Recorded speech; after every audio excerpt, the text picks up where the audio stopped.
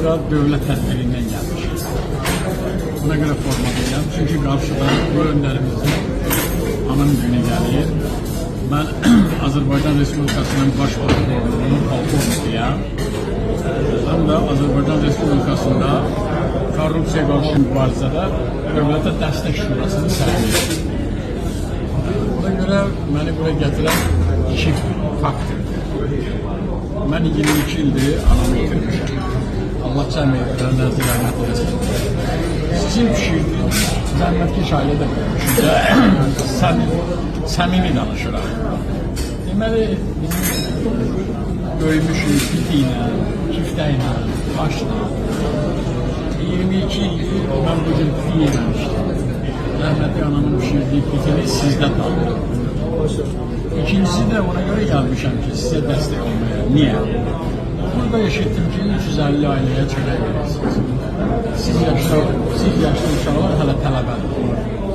Amma pişirdiniz xörəklə, davranışınızla, misal üçün, ictimai rəy var da insanda.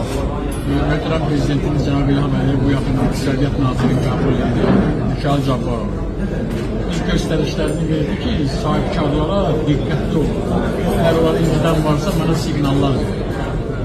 O siqnallardan biri gəlib biz oturub sizə, yanınızda. Ona görə mən minnətdaram sizə. Niyə?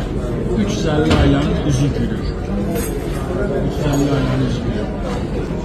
Azərbaycan Respublikasında Korrupsiya qarşı Dövlətə Dəstək Şurasının sədri kimi, Baş Prokurorluğun polkovniki kimi, 25 yıl prokuror hayatını geçen bir ictimai siyasi kadim kimi size biraz teşekkürümü bildirim. Bu pişirdiğiniz yeməklərlə belə davamlı olur. Mən baxıram, izləyirəm. Qazaxıstandan, Türkiyədən, farklı dövlətlərdən hamısı bura yeməyə gəlir. Oğlumdur.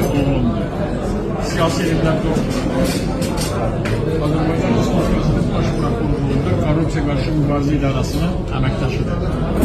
Hörmətli generalımız Kamran Əliyev məni bu yaxında sevindirəcək inşallah. Bunun siyasi elimlər doktor olduğunu nəzərə alıb, onu əməliyyat işinə keçirməklə bizi və ailəmizi də sevindirəcək. Şu yoldaşım da Səhiyyə Nazirliyində məsul vəzifədə çalışır. Səhiyyə baş idarəsində. Pərdə xanımdır. O gəldi bir gün çörək yedi. Sizdən də çox razıyım. Heç kimə də haqqına girən deyilər. Allah da şahid ödənişimiz deyil gedəcək. Yani tam səmimi hissədir. Çox sağ ol, əliniz sağ ol. Hər zaman yanınızdayım.